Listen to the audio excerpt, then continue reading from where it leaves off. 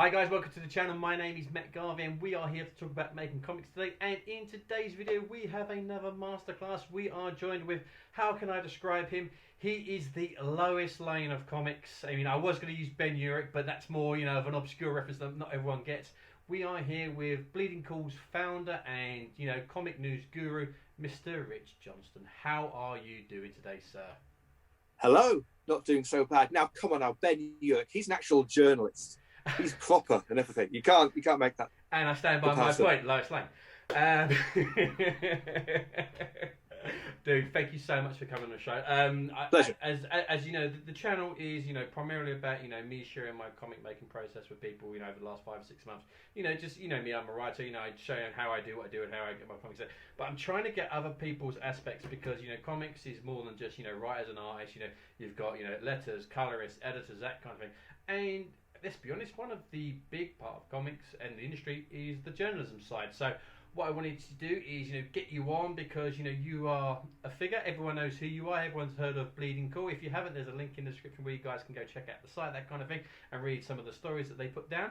But yeah, so I just wanted to, have a chat and find out, if you could explain, who you are and what you do. Sure. Well, first of all, I will take issue with journalist. I'm not a journalist. I'm a reporter. Very, very big difference. There are very few journalists in comics anyway. And that's really, really good because if you're trying to get press and stuff, it's much easier to deal with reporters than actual journalists. Okay, I did not know. Journalist is, you've got professional qualifications. Journalism is a profession. It's a profession. So it's like, the difference between a doctor and, someone who works in Holland and Barrett. It's a big difference. And yeah, I don't have any professional qualifications in journalism. I don't practice as a journalist in that fashion. Everything I've done, everything I do, just picked it up as I've gone along, but it's a trade. It's not a profession. But it's a profession because it's just one of those weird things. But people throw the word around. Yeah, but you don't. If you want to get press for your stuff, you don't want a journalist. You want a reporter. Journalist is the last thing you want. Okay. You want a reporter, or even better, someone who your publishers have done a deal with, and so they'll give you oodles and oodles of positive coverage. And they won't ever say anything mean or nasty about them. And that is how Marvel and DC have been doing it for years. So, yeah. So are you saying that you get, not me. No, I don't get those. I deliberately, I decided to go the opposite direction and go outside of the PR circle, the circle jerk that it is. And so I run lots of stories before they reach there. But that also means I don't get granted exclusive access or interviews. Or, to be fair, I'm fine with that because most of those interviews are just press puffery anyway. So I'm quite happy with the position I managed to eke out for myself. Very happy. Okay, right. We are getting way ahead of ourselves. We will get to all the juicy stuff later. So let's go back. I mean, from the research I've done as a good reporter, politics student at university. Yes. Became a copywriter. Newcastle. Yep. Someone had to go there. Joking. Yeah, no, I was copywriting for about 15 years. But during that time, I was also writing about comic books, a regular column and things in all different various places. I am, and here's my one claim to fame I will take. Cool. I am the oldest continuing reporter online. Right. For any That's it. No more qualifications. No one else reporting continually online longer than I have. Harry Knowles started after me. All this kind of thing. So online medium. Yeah, online. I started in 1992, before there were websites. When it was all just message boards. So all this we're doing right now, inconceivable. So I've seen it all kind of come and kind of go. So how does that even work? Because don't let the baby face fool you. I am approaching 40 this year. And I do remember a time before the internet. So how did you find the stories that you write about? On the message boards and stuff like before there were sources. Oh yeah, well initially I just nicked it off of Comics International, which was a comic book magazine that was published in the UK and it wasn't published in the US. So I discovered this thing called the internet at university, which was it was not really a known thing to the degree it became, but I realized it could be, and I decided, I can start talking about comics, and I can start just ripping stuff out of this magazine, Comics International, and tell the Americans about it. And then eventually, over time, people give me their own stories, and then, and this is the lovely bit, Comics International started to pay me to reprint the stuff that I was putting online in Comics International. It's a column called Networks. And this is like early mid-90s. But So- it's basically, I used to steal from them, and then they paid to use my stuff later. So that was great. That was a good time. The snake is eating its own tail. It's literally Absolutely, yes. Fantastic. So yeah, But that's where it grew. That's where it grew from then. And while I was still doing advertising, every weekend I'd knock together a column. Originally All the Rage, then the Gutter Press, then Lying in the Gutters, and that happened for a good long time until there was this massive big economic crash, and all the advertising agencies in London and England fired their copywriters. Almost like, so not only did I lose my job, everyone lost their job, and there was no other jobs to get. So I was in a bit of a pickle, just had my second child, and just signed on a new mortgage, and suddenly had this hit. I was in deep straits. And then William Christensen, who's the boss of Avatar Press, he said, that column thing you do for comic book resources every week, they basically pay comics. How about you do it for me, like, I don't know, 4 times a day, and I'll pay your mortgage? And I thought that felt like a good deal. So I was getting some copywriting work. I became creative director, a part-time creative director of an agency, which is a very strange position to be in. And I was doing that, and I was doing this Bleeding Cool part-time. And eventually both of them said, nah, this is not working. You have to go full-time. So I had to choose. And I chose the one that would mean I could stay at home and see my kids as they were growing up. And that's what I've been doing since. So they're now a bit older. So how did you meet William, and how did that relationship start then? William, well, first of all, we met at a comic convention, I think. We've gotten quite well. I seem to remember at some point, both of us quite drunk, running down a hill, probably in Bristol, doing Dam Busters impressions. So that was early on. And also I wrote a comic book for him. I wrote a comic called Hold Up, which he commissioned, which is a very, very strange and silly comic book about a bunch of American separatists who end up they end up in Iraq at some point. They end up captured. It's a very strange take on what was the very, very strange international politics at the time amidst the Afghanistan war and the Iraq war and stuff. And I just kind of basically dropped The Simpsons in the middle of it. That's kind of what it ended up being like. So that was quite a fun thing. And that was eventually published. And so I did a few little bits and pieces that way. And then, so that's how he knew me. And then when he heard about my financial situation, he said, let's do something about that. And so I owe him so much. And Avatar Press still owns Bleeding Cool to this day. It's now a much larger operation. I am one of a dozen regular writers, and there's a bunch of other irregular writers as well. So there's loads of us. Irregular writers, I like that. Well, yeah, okay, more writers. There's some people who write for us weekly, so, and then there's some people who write 10 articles a day. So it's a wide variety of people. So I do the comics. Other people do other comics and film and TV and games and wrestling, and etc. etc. Other people do all that. So you don't manage, apart from the comic side, you don't manage the other parts of the website. Well, I don't even manage the comic side. Right. No, that I don't. I'm a head writer of a number of head writers. I'm not editor in chief or manager or anything like that. And I much prefer it this way. It's much more hands-on. Who is it? If you don't mind me asking. Caitlin Booth is editor in chief. Below her is Mark Seifert of Avatar. He's general manager. And then there's everybody else as well. Jude Terror does a lot of the comics editorial side as well. And then all the other departments have their own like heads and stuff. So we've got Gavin in games, Ray in TV, and yeah. And we also attract all sorts of interesting people. So Hannibal Taboo, who has been a long time reviewer for comics at Comic Book Resources. His Comic Book Resources contract came to an end, and so we found a way to make it work at Bleeding Cool. So I'm so proud to have him on board as well, because I've been reading Hannibal's reviews since the 90s, so it's or early 2000s certainly. So it's fun to kind of get various different groups of people together. We grabbed Jude Terror from the Outhouses, and that was, I've got to say, I was a little bit at the time, but since then I find him hilarious. So I'm very happy that he's part of the group as well. And so we've got a lot of good, strong, independent voices, and hopefully they annoy enough people, because if you don't, then you're doing something wrong. This is what I get about so many places. People who do write this kind of stuff is that they're doing it to make friends. They want to be friends with the people they write about, and that's the worst of places to be, because you end up just writing crap. And I will always point people to that scene in Almost Famous, where he talks about they're going to try and make you your friend. Don't be your friend. So you're saying you're the Philip Seymour Hoffman of comics? Is that what you're trying to say? No. Do you know what? I'll tell you what it is. Do you remember the old music magazine, the New Musical Express? No. The Melody Maker, New Musical Express. No. Enemy. You've never heard of the Enemy? Yeah. No, the Enemy. Okay. The Enemy was the enemy. That's why it was named such. Right. So, but that's the point. It's like, you shouldn't be there. As it happens, I do end up talking to various comic book creators. Okay. Anyway, just sometimes in a quite funny fashion, but they all know that they're that I'm not. What's the Lion the Witch of the Wardrobe face? I'm not a tame lion. I'm not a tame beast and stuff. So they know they can talk to me all they want, but if the story comes along, I will stab them in the back. So you're a necessary evil. Is that what you're trying to say? You're a necessary evil.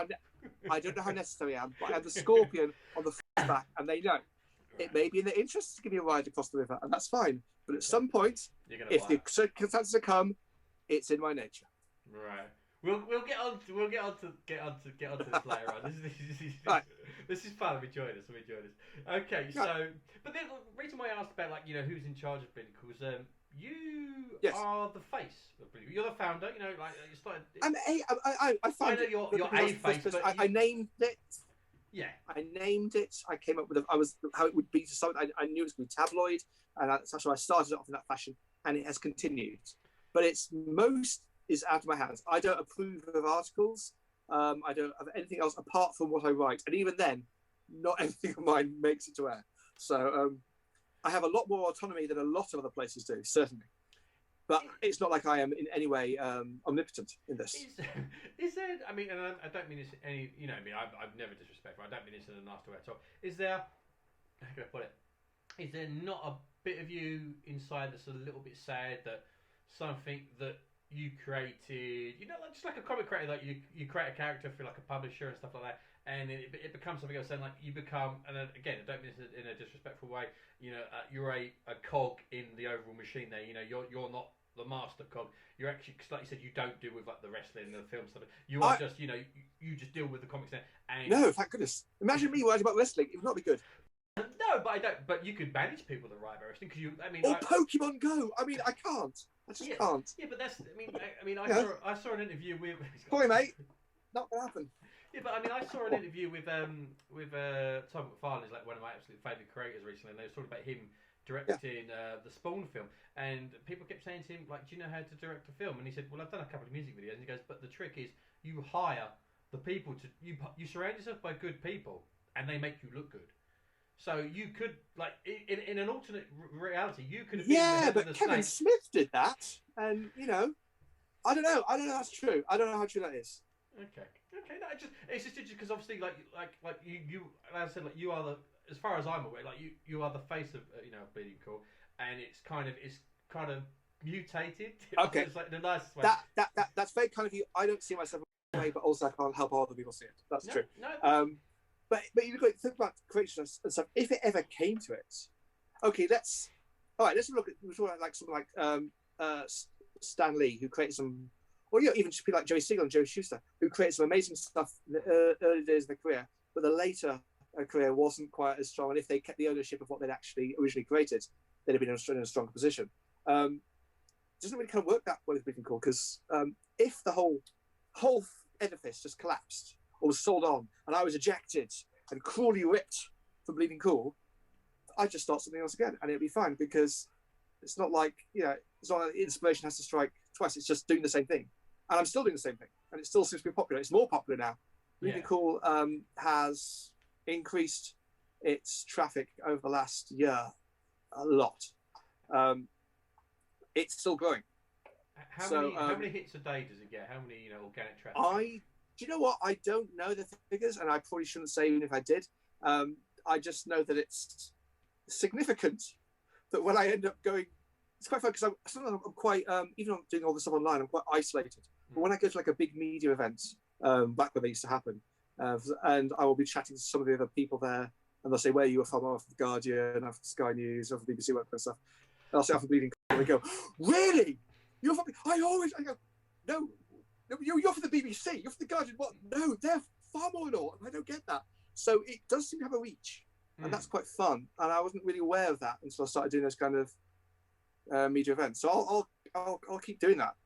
I reckon that if the entire thing did collapse, whatever, I'd be able to kick that off again without too much difficulty. No, that's fine. It would be something different. Yeah, that's fine. It's just because But I don't. But here's the thing: I really don't want to. I thoroughly enjoy the access and the privilege that Bleeding Cool gives me. You know, I'm going to edit that whole thing in a completely different way, Rich. Just you can edit it as you wish. I genuinely and thoroughly enjoy my job, and so much of that is also that so much of the shit I don't have to bother with. I don't have to even touch SEO or keeping a website up or message boards, all this kind of stuff. I don't have to touch that. I don't even think about it. I don't even read the comments. I don't have to think about this kind of stuff because Avatar and the people they've got are fantastic at keeping that stuff going. Yeah. The amount of time we've had like Russian takedowns or like DDSs, all this kind of stuff happening, and they're just so on the game. I can't imagine what it would be like without them right now. Because the reason why I asked, hopefully I won't have to. You know, I've been writing for about 10 years, but I've only been like, you know, putting my comics out there for the last 5 years, and I am monumentally naive when it comes to comics and the drama that that happens behind the scenes. And my first there's drama. Well, you know, coming in fresh, I'm like, oh, this stuff happens. And my first introduction to you was. Excuse me. I was kindly invited to. No, it's nothing. It's nothing bad. It's nothing bad. I was invited to. No. No. Trust me, I'm not like that. I was invited to a. I'm going to take this just in case. Shut up. I was invited to one of the Diamond Summits at MCM about 5 years ago. Oh. Because I'd one of my first Comic Cons, I met one of the guys from Diamond. And stuff. Was this at XL? It was at the XL Centre, yeah. Was this at the XL Centre? Yeah. And I'd never been to something like that. I was invited by one of the guys from Diamond that I met at another Comic Con. It was really sweet. He was like, you know, come meet the retailers, you know, and stuff like that, because you know he was brutally honest with me. He's like, what you're doing is right. You know, trying to get your comics, like your self-published, you know, independent stuff through Diamond. You can do it, but it's a hard slog. It's just you're better off doing what you do by speaking to the comic shops, that kind of thing. So he said, come to the summit. I'll introduce you to a few people, and I met some lovely contacts of people at the shops that support my work. And he goes, and there'll be people there from like Marvel and DC. So if you get to introduce, you know, it's networking, and that's what comics is. And I remember I met absolutely. And I met I didn't meet him, but Dan DiDio was there. And he was talking about, you know, the Hannibal Taboo lines and stuff like that. And the first thing he said was he got the mic and he went, and Richard's got his laptop out, and there was you like going crazy. And I'm like, who's Rich? It's Rich, and like, you know, over the years, like I've known who you are. You know, we've got mutual friends that have introduced me to your stuff, like, because I again completely naive. You know, I didn't realise you've been on the front page of the website with your legs spread. We'll talk about that later as well. but that was my first introduction to you. He's like someone that, you know, Dandu, like the co-publisher of DC, is acknowledging like whatever he's saying, you're taking down, and it's going to be on that site. And I said to my mate, who is it? He goes, oh, it's from Bleeding Cool. And so I went, what's Bleeding Cool? I had no idea. That's fine. I'm okay with that. But it's the thing, it's like, because again, you know, I live in my siloed bubble. Like, all I want to do is I want to make comics, and I just want to get them out and everything. But then, obviously, like, then I learned who you are and stuff like that. I met you on a few nights out, like we've had a couple of drinks and that kind of thing. And that's why I thought, like, you know, I know you were the founder of the website and that kind of thing. That's why I thought, like, I didn't realise that the Avatar stuff was involved, because if you are not the head of the snake, you get a lot of hate for it, even if you are not. That's okay. But that's all right. Well, it's useful. I can be a sin eater for everybody else. They can just send me out, and I can take the blame for everything. And I'm fine with that. That ain't fair, though, dude. Do you know what I mean? Like, if it's like you said, who cares about fair? It's not fair. Oh, okay. You know, notoriety can be useful sometimes. I tell you this: there are some stories that I know I've got, or I've got someone to confirm or something, because the person in question was scared of me. Right. And anyone who knows me finds that ridiculous. But I tell you this, it's been useful for some people over the years. I know some people have got paid from their publishers for saying, if you do not pay me, I'm going to Rich. Right. Because they know I'll be the person who'll run it. And if I run it, everyone will read it. Right. So that's become a very useful. I know I've been used as a tool by people over the years. I'm quite happy to be a tool. Let's put it that way. Well, Many people have called me a tool. I'm not Many going people to be have called me that, one of those. I'm good. Yeah, no, I will self-describe as a tool, absolutely. So people can use me to actually basically just, if what you're doing is not right, it doesn't just stop here. It doesn't just stop at the company. It doesn't, before you have to escalate to things like lawyers and spend money, I can tell Rich. And I'm the only person, I think, who has that reach and that has ability to make change because of that. Okay. And who has the willingness to actually go ahead and do it. Because that's the other thing. A lot of people just won't, people who have the reach, they're not willing to stick their neck out over things like this. And I know I've also helped get people paid by contacting them and saying, these people haven't been paid. Do you want to do something about that before Tuesday? And they go, oh, thanks for letting us know. Yes, we absolutely will. And then I go, I just got paid. How did that happen? It's kind of like, that's because there you go. You intervene. But we call it the Rich Twitch. You call it the what, sorry? We call it the Rich Twitch. The Rich Twitch. Which is I contact someone and suddenly they put out a press release, or suddenly someone gets paid, or suddenly something happens. So yeah, it's always quite fun. Well, no, it's only because again, go back to how naive, learning about the website stuff like and you're saying like you're not ahead because, and from what you said earlier, like you don't have hearsay about the articles that go on the site, but yet it seems like whenever there's heat directed to Bleeding Cool, it kind of always kind of funnels in the Johnston direction. I'll take it. I'm fine with that. Do you thrive on that a little bit? Do you thrive on that attention? No, I don't thrive on it.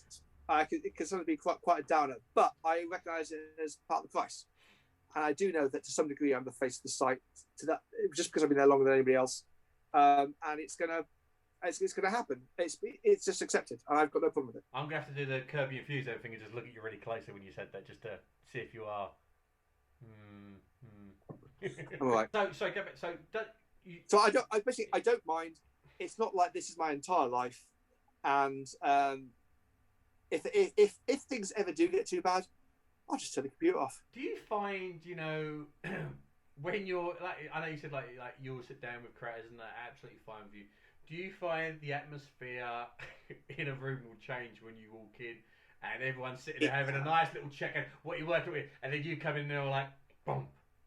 It sometimes, it's rare. The place I will end up mostly go, they all know me anyway, and they would know that I wouldn't betray confidence. But I've like two rules when I do this kind of stuff. Two, I never use anything anyone tells me without their explicit permission, and I never reveal a source. Those are the two rules that have done me well over the years. So the places that I'll generally hang out to, they know me already, so they know I'm not going to take what anyone says and just use it. I might occasionally ask them later, that thing you said on Thursday night, really? Is there any chance I can mention that? And they go, absolutely not. Fair enough. Really? Okay. Well, then let's go back to November last then, when we was at football. Yes. And for those that are watching that don't know the story, now I took a photo of you. That's different. No. Let's tell the story. All right, go on. I'd never been a football bubble before. I was there with my buddy Totty. We was there on the Friday night. Totty was talking to a guy. I had no idea who it was. Went on and took Totty his drink. Started talking to the guy. Had a chat for like 20 minutes. His name was Daniel. I was like, oh, Daniel, what do you think? I was, I'm an artist. And I found out he was Daniel Warren Johnson. And after 20 minutes, I went, I hate you. You made me cry twice with Murder Falcon. I hate you. And the three of us were just having a chat and a laugh, that kind of thing. Then on the Saturday night, me, Totty, and a couple of others were sitting down and drink. Daniel and his buddy came in. They came and sat with us. We was having a drink. We were talking about. Daniel was obsessed with Englishisms, learning what like a chav was and stuff like that. And we're sitting there. Then you walked in. Oh yeah. Then you walked in. You came and sat there, which don't from Rich. I know you joined the conversation, that kind of thing. And that was the end of it. Everyone would spend that kind of thing. Then the next day of the Comic Con, people said to me, "You're on the Bleeding Cool website." I'm like, what? You were. And it was the most. I don't mind. I just don't mind. It was the most unflattering picture of me completely, but it was a fun photo. It was a fun photo, but I was asked to take photos in and around the place. But you used it without permission because you didn't. Yes, I did. You didn't ask for permission. No, I didn't. What? I did not ask permission for. No, I didn't ask permission to take a photo. No, I was asked to take photos around the place for Thought Bubble, and by Thought Bubble, I actually they asked me to go around to take photos and things, show the place off. They do the walkarounds. The Bleeding Cool social. I think that was probably it. It was the Bleeding Cool social thing. So we took just a few photos of people having drinks. There was no, I wasn't divulging any private information, apart from, I think, people like Daniel Warren Johnson liking swear words. Yeah, I did take a great photo of you. No, because my tummy was out a little bit, which is hilarious. Which again, I don't have a problem because I think it's hilarious. But can you see how some people might take offence to that? That thought they were just having a casual chat and someone's taken a photo of them without their knowledge, and the next day it's on the internet. It's very. Welcome to no, hang on. First of all, A, welcome to celebrity culture. B, welcome to the 21st century. This is not. And have you been on TikTok? No one. No, I haven't. Oh my word, you're missing out. No, you're missing out on an awful lot of sea shanties. You really are. No, that is in a event being held. No, that was a social event. I've got no problem with that. It wasn't a social event. It was guys having a drink in the foyer. It was a thought bubble event. The social event was round the corner of the party, which we went into, and then we decided to go to the hotel. It was all the social events. No, it was in the thought bubble hotel. So basically, you're saying there is no line. You will have. There is a line. There is a line. Where is that line? That wasn't the line. Where is that? No, I know that's not the line. I honestly don't mind it at all. I thought it was. Yeah, I get you. But where is the line in your opinion? Like, where is the line where you wouldn't cross? Well, for example, put it this way. I wouldn't do it at.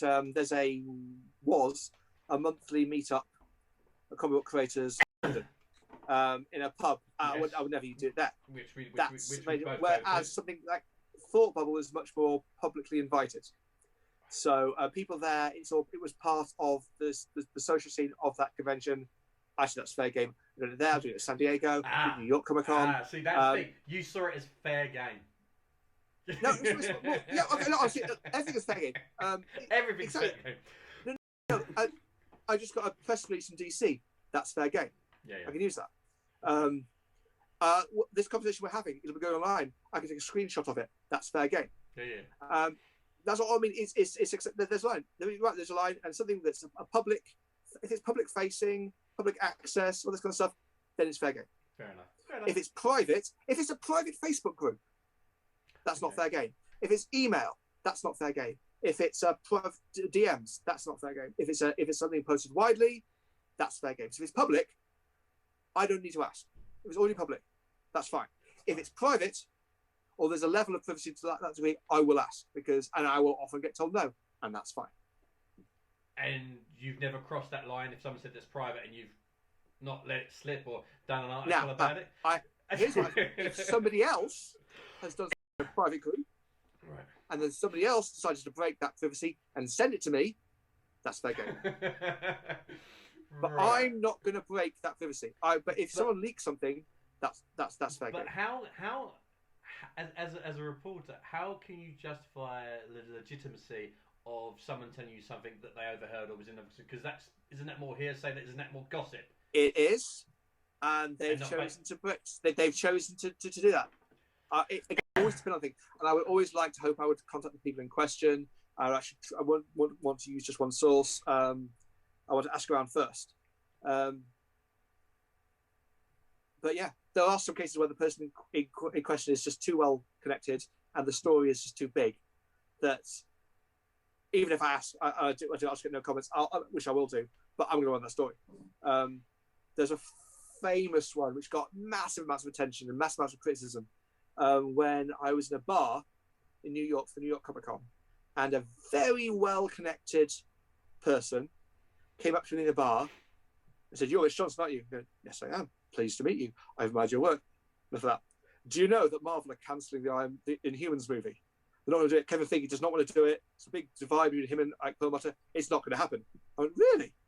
So at the time they was promoting it. So really, that's going to be a thing. Oh, it's not going to happen. I go, can I mention that? And they went, yes, but not told you, obviously. Not. Can I say where I heard it? Oh, yeah. Can I say where you heard it? Next day, Rich Johnston. I met a source in a bar in New York who told me this. The amount of mockery I got from, what, you just overheard some bloke in a bar? No! And then I got people saying, "Oh, we've spoken to Marvel. They say it's definitely not cancelled. It's definitely on." Now I got two major websites, Drew McWeeney's and the Birth Movies and Deaths website, saying this story is absolutely fake. He's just making it up.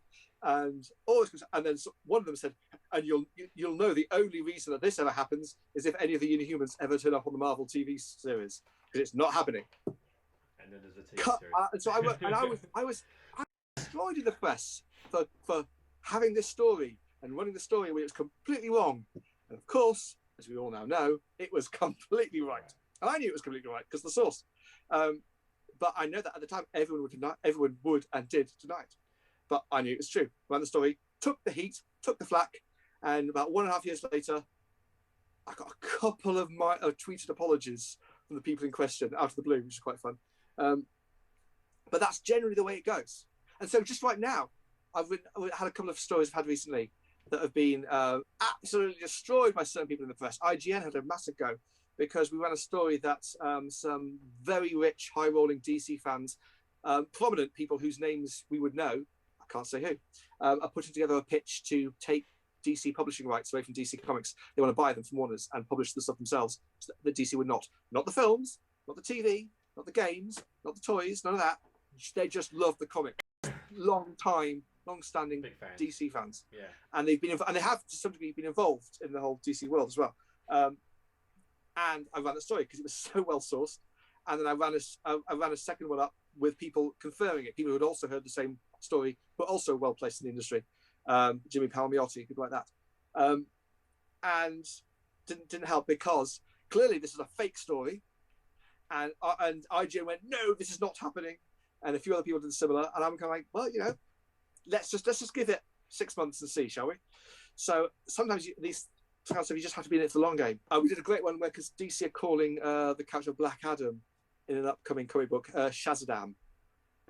And we ran that as a story. And people were saying, no, this is definitely not happening. It's so not happening. Actually, definitely not happening. I mean, it will in a week and a half. But, you just got to wait that week and a half till people see it. But right now, it's such a fake story. Have you ever got it spectacularly wrong then? Oh, all the time. And had to apologise big time for it.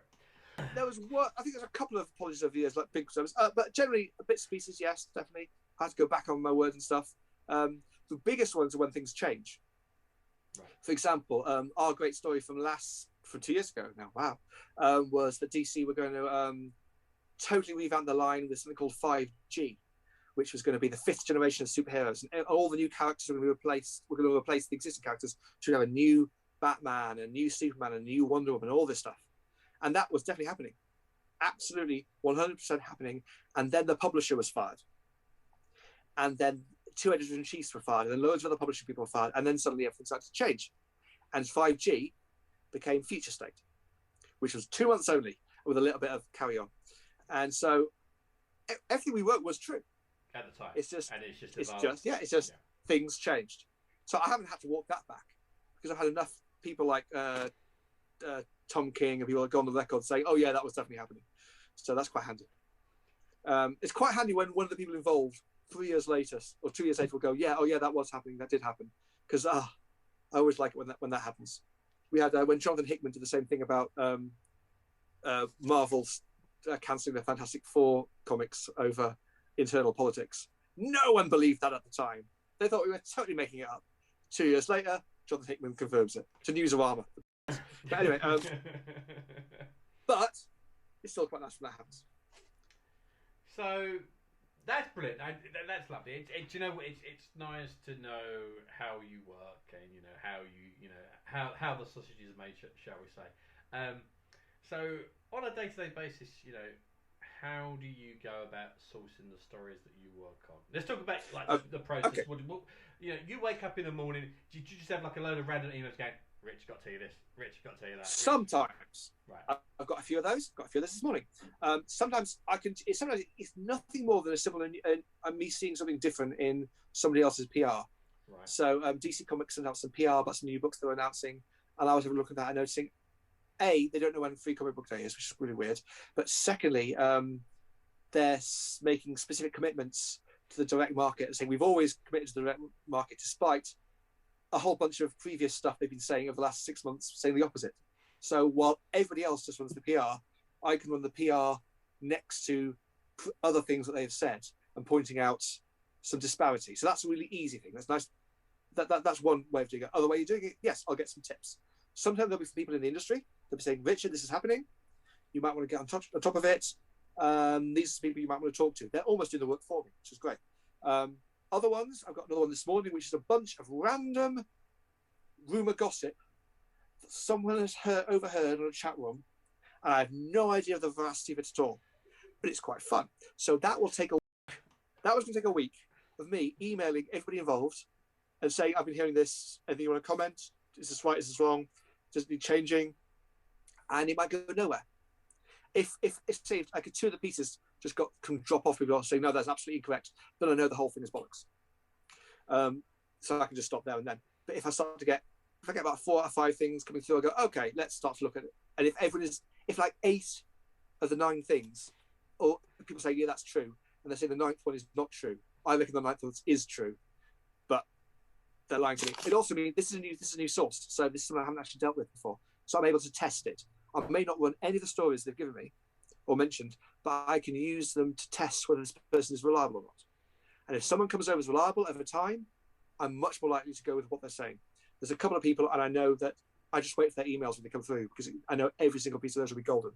And these are people who I've developed over the years, and these go back 10, 15 years, some of these people. And it's constantly just kind of like making sure everyone's happy, and also giving them what they want, because they want this information to be out there in a certain way, in a certain fashion. So I try to, at least where I can, preserve that. Knowing, but they also know that if I find something that's absolute bollocks, I'm going to turn back on them and say, this is utterly not true. Why are you trying to feed me this? So they have their reasons. They know my reasons. And I've basically got a lot of plates that I keep spinning all the time. I've got some great stuff on like Perlmutter, which I've had spinning for a couple of weeks that will hopefully go up this weekend. But that's taken a long time to get people to comment on that or to confirm just different aspects of it. So sometimes they take a long time. Sometimes it'll be half an hour. So not to put words into your mouth, and you don't need to confirm or deny this completely. So is it, again, I keep saying it, I am naive, like with regards to comics, like the way it works, kind of thing. Is it? I don't want to say it. It's going to sound really horrible. Say it. Be horrible. Is it? I literally just from what you said, it just made me think of it. So is it? To me, it sounds like you've got certain comic creators trying to leverage you into hurting other people's careers. No, I wouldn't have that.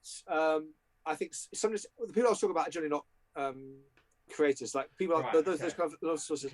Okay. It's been very occasional when I would have said, I've got a creator who email me, tell me something about another creator, and just clearly want to hurt their career. And first of all, a lot of what I have to get rid of the bio. Is there an actual story here, or is it just someone hating on someone? Yeah. And here's the thing, because you can get an actual genuine story on someone from someone who hates them. Yeah. That is actually worth it in and of itself. But you have to strip away the bile and see if it's there. And sometimes it is, and sometimes it isn't. And sometimes it's just, if it's just like, we could go one way or another, is this just someone's interpretation of things? I'm much more likely to just drop that.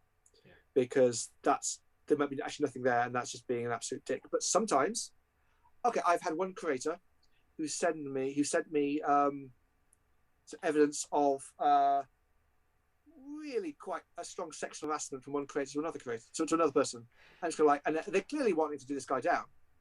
But hey, that is genuine. And I've approached the person and said, "What is this?" They go, "Yeah, that was me 5 years ago." Yeah. And I know where the information came from, but I can't. What's the word? I can't dismiss it. Yeah. No, just because I know it's coming from someone who hates. That's different. And that does happen. Yeah, I mean, we don't need to talk about specifics because but we all know in the last couple of years, a lot of victims have been incredibly strong and come forward and said what's happened to them, and those people that have done those actions, they need to be there's no room for that. You should never treat people like that. I don't mean. But I've had like one creator say to me, look at this person's Tumblr account from 3 years ago. They're saying some interesting things about this other person, aren't they? And I've had to look at the Tumblr account and go, yeah, they are. And I know you hate this other guy, but I can't dismiss the story as a result of it. Yeah, that's happened. I was thinking more on not on a a serious basis, because again those stories are very very serious and need to be prosecuted to the strongest levels of the law. I'm talking about more like the petty stuff. Like if I hated a certain creator, in the small press section, you'd be like I just really really don't like him, and he said this, run with it. Okay, here's what I wouldn't just run. I'm not just running what you said. Yeah. I'm actually looking. I might look into it. Yeah. I'm not just what you told me. I'm not just going to reprint that. I'm actually going to look into it. I'll maybe talk to that person themselves. I won't mention it came from you, but who knows? Maybe they have something to say about you as well. Who knows? I will be sent down certain pathway by people who have got very biased takes on the situation. Absolutely. I hope what I can do is actually try and strip away some of that and see if there's actually something there that's worth looking at. I mean, this is not uncommon. Yeah. I mean, you will see, for example, lots of stuff you'll see. I mean, political is a big, great example of that. You will get lots of spin from one party who will contact journalists and say, the other party, look what this person just tweeted. Do you think when you get these big kind of Twitter storms about some politician who's tweeted that doesn't come just from Twitter? It comes from the other PR firm for the other party. They're constantly doing opposition research. They're taking this stuff and pushing it out to the journalists, the reporters, and whatever. This and some will just run it verbatim and won't even look into it. I hope I at least look into it and see if there's anything there and if it's worth covering. But yeah, I know I will. People will have their agendas. People will always have their agendas. My job is, I hope, to strip that agenda away and see if there's anything still there. Is it hard to be neutral when reporting on stories? Depends what it is. It actually depends what it is. Over time, no. If there's something very emotional thing, it's hard. But no, actually, no. I think that's the job. The job is actually to some degree to be detached. I think it, or even psychopathic maybe. I don't know. Certainly some kind of cognitive dissonance going on. But I think that comes with the job. Is you actually have to look at stuff in a neutral fashion. Absolutely. Now, I may have my own opinions when I'm writing something. I'll have a take on something. But if it's somebody else's agenda they're trying to push, I hope I will at least question it. Yeah. I definitely do. And I would try and constantly be arguing devil's advocates in my heads as well. That happens a lot. Have you ever had to do a story that's broken your own heart and you're like, I don't want to report that? I love that character. Yeah. I didn't want to do that, or that's hurt Absolutely. A career or whatever. And when I've been running a story about someone I know and I've liked on a personal level, and I've had to press the button and publish it, and I know that if it's coming from anywhere else, it could be dismissed. If it comes from Bleeding Cool, it'll kick things off. So yes, I've done that. Have you ever not pushed the button to send that story? God, I just can't do it. It would have to be very trivial. If it was something very trivial, I might not. If it's something in any way serious, I definitely would. Yeah. I'm not talking about like again. Not talking about the serious stuff. The serious stuff needs to be reported. That kind of thing. I'm talking more like you've got a good friend that works on whatever comic, and he's just he said something silly, or two people have had an argument in a pub about something, and you're like, I should really report that, but I like them. I can both. I don't want to do it. I can't press send on. I can't say that these two creators are not getting on. Do you know what I mean? If it's new, if it's I will. If okay, I thoroughly enjoy the work and the people, both Darwin Cook and Axel Alonso. Right. But when Darwin Cook poured a pint of beer over Axel Alonso at San Diego, I was in love with that story. Absolutely. Really? Yeah. I like them both, the work and the people. Well, the late Darwin Cook, of course, but I thought he was a great guy. And I do enjoy Axel Alonso. It's very funny, but yeah, absolutely, that was totally going to run as a story. What about if going back to the first DC contract signed in beer? I think it was called it, but yes. Say like just completely hypothetical. Back and forth bubble. Me and Daniel Warren Johnson, for the sake of arguments, sitting there having a few beers, suddenly get into a bit of a heated discussion. Like a drink's been discussion is one thing. I won't get this discussion. A drink's been blows get. Drink's been thrown. Story. Drink's been thrown. But then I turn around to you, Rich. I've known you for years. Please do me a favour. Don't run that story. You run it. You run it in public. I'm never buying you a drink again. I'm never buying you a drink again. Never. You can. I never swear on this channel, but you can shit off. If you're throwing a pint of someone, if you're smashing some pint of someone else, phone, yeah, absolutely, it's a story. Right. Okay. And I hope you would think worse of me if I didn't. Well, I'd hope that you'd have my back. I mean, you slippery shit. No!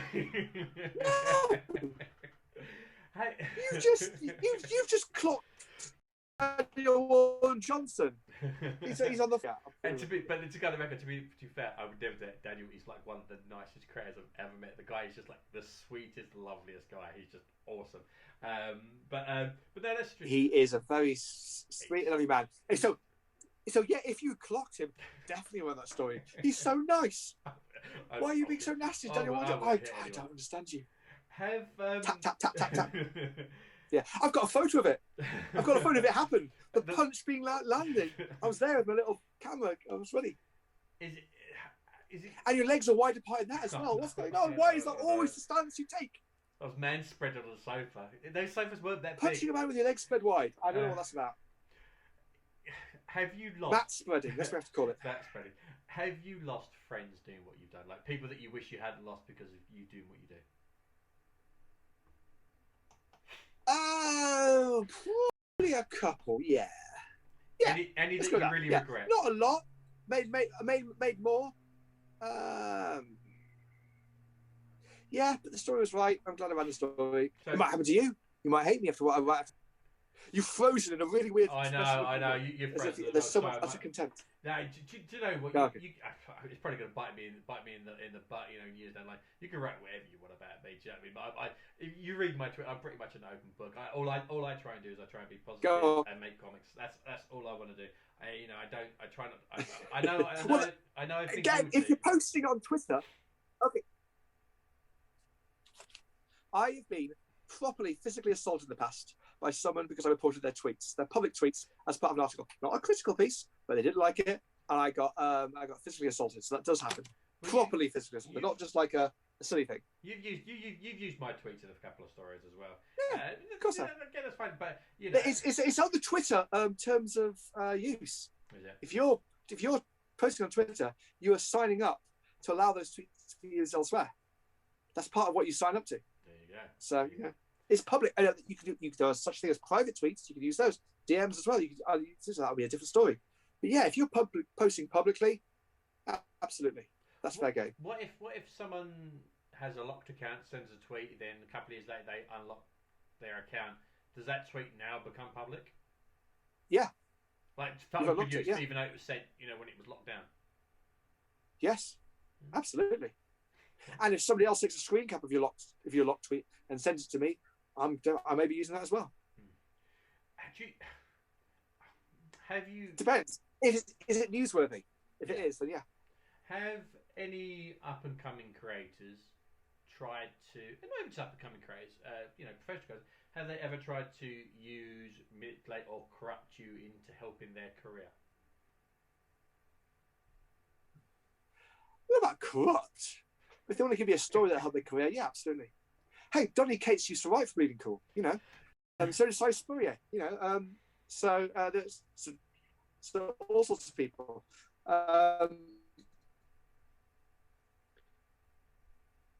So yeah, probably. I would say so. I think it involves them. We might put them a good side to it. I might report that too. But I'm sure they've got their agendas. Absolutely. What are you talking about yourself here? I've got no. No. I'm happy. I'm happy doing what I'm doing. Happy doing what I'm doing. But when people do that, can you tell that's what they're doing? Like, because you've been doing this for like 20, 30 years now. It's like, yes, when someone absolutely, comes obviously and easy. Oh, not just up and coming creators either. Really? Not just up and coming creators either. Those who definitely, yeah, absolutely, you can definitely tell because it's them, and they're saying, "I've just done this." Obviously, and sometimes that's fine. And like you said, it's stories often come to you with an agenda. If you can strip that agenda out and listen to the story, go for it.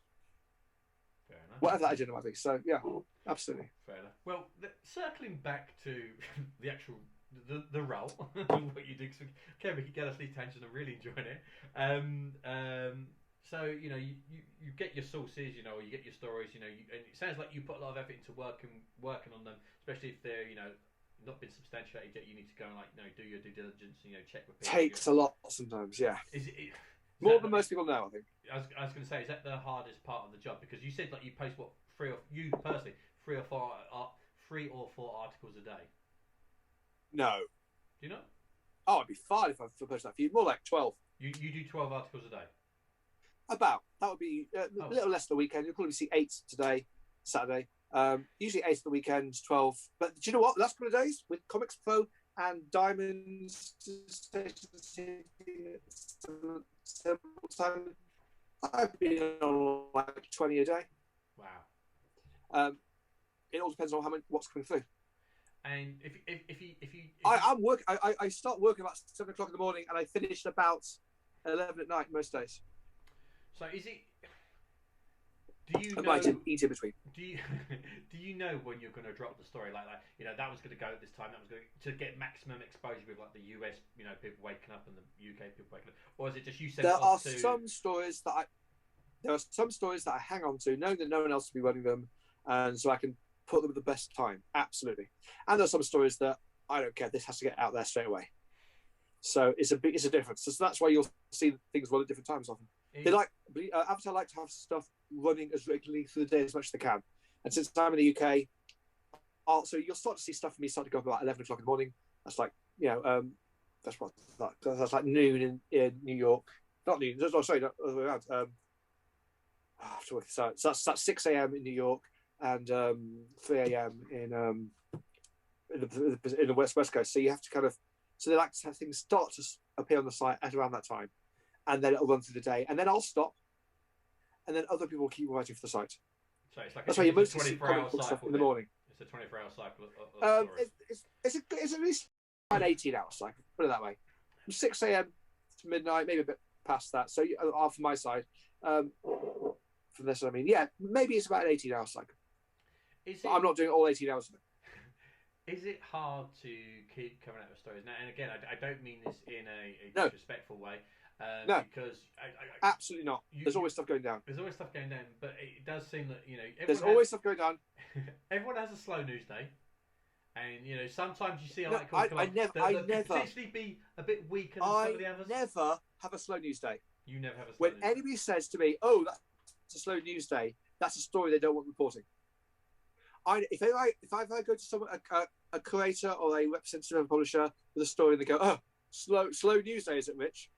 I know that story has hit a nerve. It's going to be massive, and I need to get it up on the site because this is huge. It's as a PR person, never ever say to a reporter that it must be a slow news day, because that's like gold dust in our eyes. We know back to a ball. But it's hard. It's hit hard. So, is there ever a time when you've been pipped to the post with a story that the same sources shared it with you and shared it with someone else, and because you might have been a bit more conscious about the details, they've rolled it. And do you ever get accused of being copying them because it's like, oh, then we ran it first? Yes. My favourite one is those where people will take a bleeding cool story, run it on 4chan or Reddit, and then I'll get told I copied it off 4chan or Reddit. That's always good. But yes, absolutely. With other news stories, all the time. I've been just because I'm being diligent, trying to get the right story, get the right quotes, and someone else will run it without it. But that's fine. That's what happens. And here's the other thing: is there'll be another story along in half an hour. I can never ever get too precious about anything like that. I'm probably used to more when I was younger, but I'm less so now. I used to go to the message boards of the website saying, "Yeah, you got that story really cool," or things like that, or "You didn't say this, you should have said that." I don't do that anymore. I used to do it a lot. It's too draining. Doing what you do, has it in some way destroyed your love for the medium? In that, no, because the reason absolutely not. The reason why I ask, if it did, I would stop. The reason why I ask is because again, I've only been, I'm not even to say I'm in the comic industry, but working, making my comics the last about 5 years. I've since that time, and I've seen a lot of stuff online. So there is a darker side to comics, and it does kind of make you want to go, these are meant to be fun. This is meant to be fun. Does it not upset? Well, I disagree with that as well. Comics can be fun, but they can be provoking. They can be challenging. They can be all sorts of things. I don't think fun is a specific definition of comics. It's an area of comics, and there's a lot of fun in comics, but some of my favourite comics are not fun at all. From Hell, is that fun? No. It's amazing. It's my favourite comic books of all time. I know. It's not fun. But, you know, as a kid, we fall in love with comics because they're fun. And I think, you know, the 12-year-old in me always wants it to be fun. And, you know, comics, there is a dark side to it. But I think that's about saying goodbye to the childish aspect. Right? You know, when it was a child, I thought childish things. I'm still a child. It doesn't mean you have to say goodbye to it, but it doesn't mean to have the whole thing. When you're a kid, you like food because it's sweet or salty. And if it's sweet or salty, that's good. That's it. You know, you can still like sweet things and salty things when you grow up, but hopefully there's a bit more, you understand a bit better, you understand more, you've got a richer palate. And that's why I would say it's with comics, is as you get older, you get a richer palate. So it doesn't just have to be fun, it could be other things too. But I know I've never stopped liking comics. I mean, I'm surrounded by them, I read them all the time. There's never a day goes by where I don't read comics. Fair enough. And enjoy comics, in whatever level that is, whether that's fun or otherwise. What do you think of the current? Oh, sorry, go on. What do you think of the current state of comics? Because you know it seems like that's fantastic, absolutely fantastic. I don't think there's ever been a better state for comics certainly in the English language speaking. I mean, I'm trying to think. I can't think there has been a better time. There are comics selling more than ever before. You're getting print runs you've never seen before, certainly for English language comics. When comic books were getting 5 million print runs, that's something amazing. Yeah, but that's a bubble that's going to pop. No, that's not a bubble that's going to pop at all. It's not at all. For what you're going to get is the people who are reading those kind of books are still reading comics as they're going to grow up. The people who are reading Dav Pilkey now are the people who in 5 years will be reading something else. But they will still going to enjoy the medium. What they first read in things like Dogman or Rena Telgemeier's work. I mean Shannon Hale's stuff. She's getting 1 million for her latest book. I mean, it wasn't that long ago. She was like writing Squirrel Girl, and getting a few tens of thousands. Now she's getting 1 million print run for a new comic book. So I think it's Best Friends Forever. I think it is. So they're developing an audience. Books. Graphic novels for kids are the equivalent of what the newsstand for us was when we were kids, or when I was a kid. Certainly, it's easy access. It's easy access to comics, and they will sell millions, and that's what we're getting now. Apologies. I thought you meant about the bubble burst in like the 90s with No. That's what I thought you meant about the minutes you're talking about creators. People weren't doing massive print runs. People weren't reading those comics. No, so they were collecting those comics, but they weren't being read in the millions. Whereas Dogman is being read by 5 million. Each book of those is being read by 5 million, and then when the next one comes out, it has to catch up on the previous one, so you get X sales like there. I mean, it's in one language, it's doing what Asterix does in 12. So that's an amazing achievement, and so we're going to see more of that kind of stuff, and we're going to see how that will then affect. If only 10% of kids who read Dogman read Watchmen, then you still suddenly increase the sales of Watchmen by a massive percentage. If you can find a way to keep the kids reading comics, and there's no reason why they shouldn't. The big problem with comics was it took away the kid entry. Do you know why? It used to be a way that comics are meant to be fun. Boom. Well, those ones are. Yeah. Do you know what? Those ones are. Absolutely. I agree. Do you know what? I don't want a kid reading from hell. You're right. Exactly. You grow up. But we're starting to see things. I mean, in the UK, the thing I hope is not quite got the scale, but I look at something like Phoenix. Phoenix Comics Weekly is one of the greatest comic books ever created. Have you read Phoenix? Yeah. That is, I would like to sell a few more, but it's mostly selling to the middle classes because it's been sold in Waitrose and that kind of thing. And I get the argument that the comics really should be working class, especially initially. You want to get working class kids reading comics, and Phoenix doesn't do that. Waitrose is a middle class. There's a Waitrose in the petrol station there. That's not middle class. It's middle class. It's middle class. What you want is to see the equivalent. I want to see a working class Phoenix sold in old and little. That's what I want. Fair enough. Well, there you go. Make it cost a pound. Cool. That's for you to create. Make it cost £1. Sell it in Poundland. An anthology of kids comics being created by and with more of a modernist takes. It's more about modern living of kids today. Just by the way, just like things like Dennis the Menace and the Bash Street Kids were in their day, they were an accurate reflection of kids' lives, which were roaming, anti-authoritarianism, and violence, and where it's one of those great things where you kids that would do terrible things to each other, and they get punished for them, but it wouldn't stop them from doing them because next week they'd be doing them again. You look at the early 2000 AD, action, battle, all this kind of stuff, Commando stuff. It was for kids and not kids with lots of money. Kids on the street. It's kids without money. Basically, it was cheap, and it was cheap, easy access to literacy. To literacy, you got kids reading who wouldn't have been reading before, and it was powerful, and it created a love for the medium. And if you look at most, not so much, you look at the British invasion into America, most of those were people who didn't go to university. I think maybe Neil Gaiman was the only one who did, but pretty much everyone else didn't. It was from that level, and that kind of power, and now that's gone. That is now gone. The people who are breaking into American comics from Britain now of a different social strata, and it's a shame. So I'm just a working class boy from Dagenham.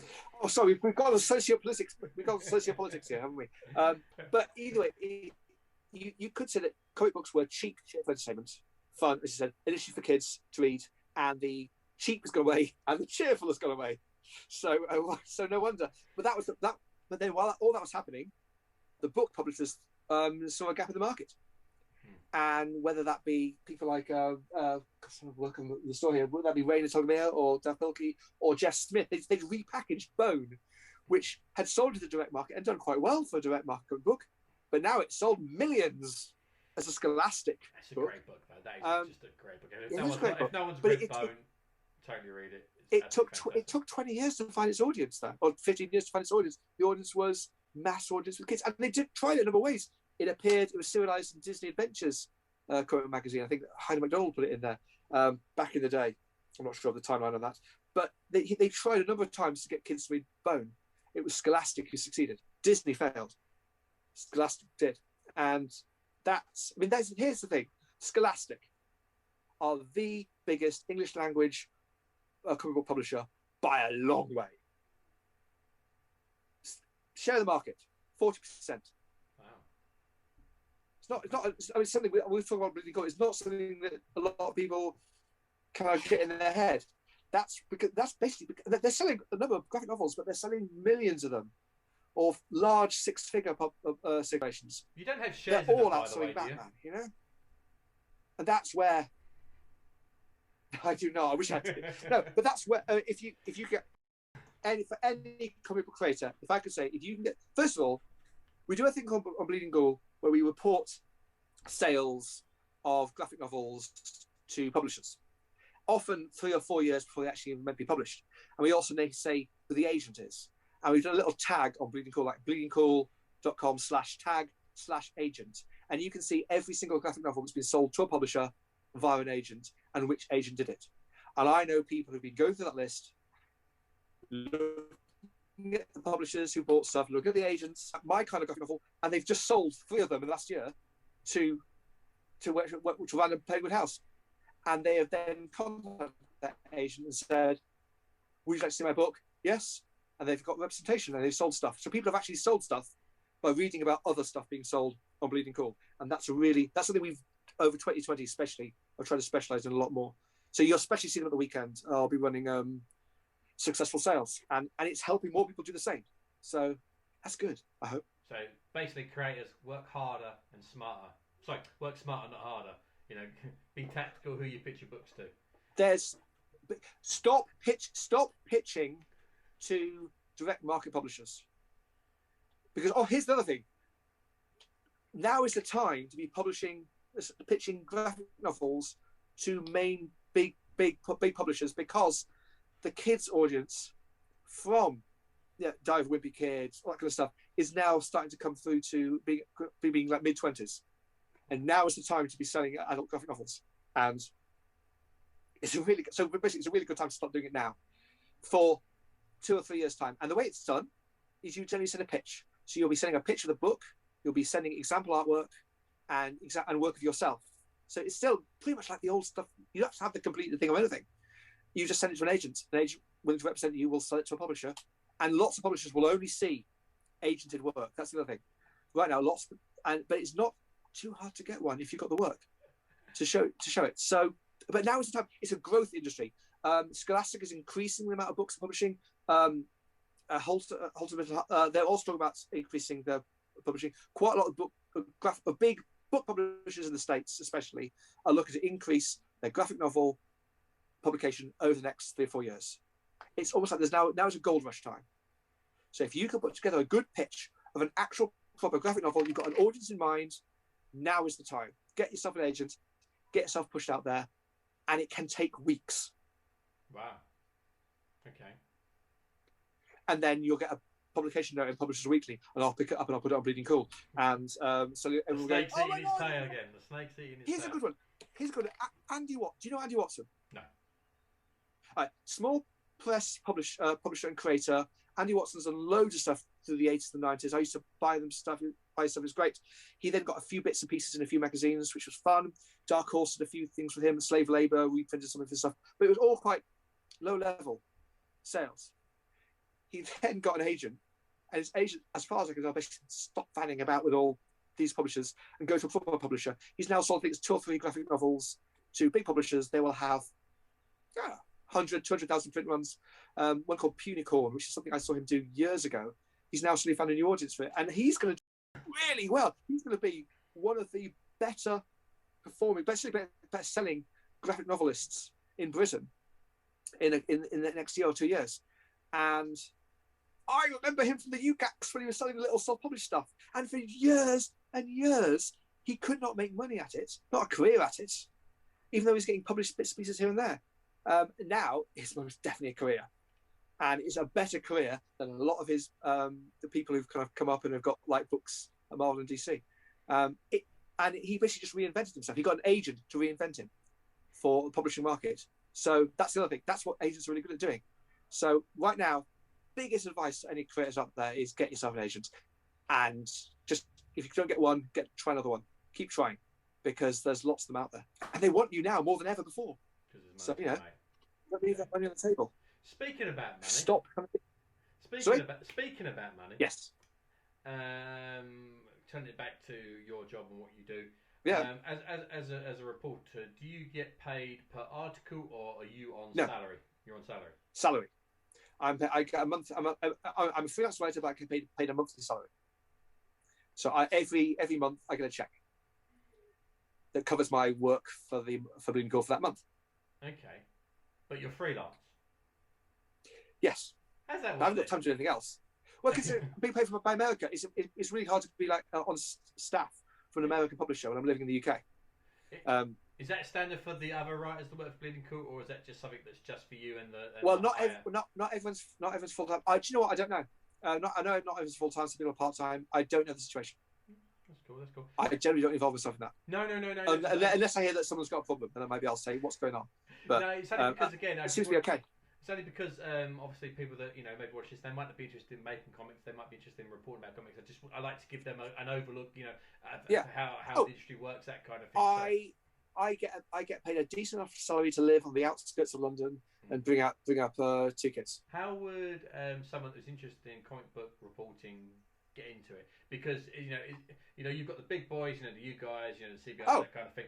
How would someone start? Is it just by starting their own website? If you were starting now, not where you are, how would you get into the industry? I would start building up a following on Twitter or TikTok or YouTube. I would start on social media if I was starting now. I would use that to build up a fan base, and then take that fan base to someone who wants to pay me for it. Simple as that. More money for it. Simple as that. And I would always be making through social media. Fair enough. Yeah. But then you'd actually have to have the stories. So you'd actually have to have the chops. And some of it just means going around and reporting other people's stuff. Sometimes it's just getting in there, talking to people, finding people, finding sources, often through the actual act of promotion itself. So it can be done. And some people have done. I mean, I noticed one thing of late. You've seen a rise in people who are using speculator websites or apps as a way to report on the comic book industry. It's something Bleeding Cool often would still do a report on, but they specialize in it. So you get people to actually sign up to these things and will pay money as subscriptions to find out what the latest hot comic is going to be. And in the process, they're finding out other bits of news along the way. So that's there's definitely a growth area. If I was starting again from scratch, that's pretty where I'd start. Find your niche. Find the thing that you can do that no one else do. You have to identify. Don't be a me too. Find your gap in the market. Or if you can find something that you can do better than people who are already doing it, well, then do it. Rich, just noticed I've taken up a lot of your time today. I just want to say absolutely thank you, and thank you so much for the advice. Oh, he's thrown me off completely. You've been absolutely a great guest. If people have questions for Rich, stick them in the comments or DM me via Twitter, and we'll get Rich back on to answer any specific questions you guys might have about getting into comic book reporting, that kind of thing. Remember, if I can make comics, anyone can, and we will see you in the next video. Thanks a lot. Take care.